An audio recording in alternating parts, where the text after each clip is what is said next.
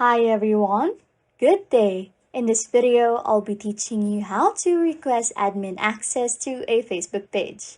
Okay, first things first, open up your browser of choice.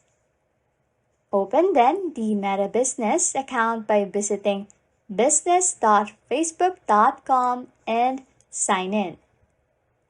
Once you are in, select the Facebook business account that you own. Click on Settings on the left side of the screen, then click on Business Assets. To request admin access to a Facebook page, click on Add Assets and choose Request to share a Facebook page. If you don't own the page but want to manage it as an admin, add the Facebook page name or URL that you want to manage and turn on full control if you need access to everything on the page.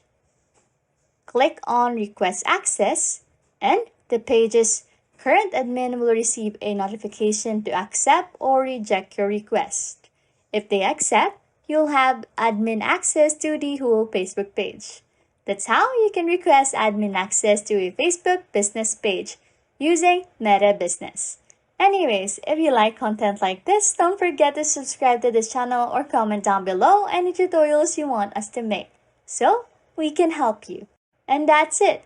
You can now request admin access to a Facebook page. Thanks for watching and happy scrolling.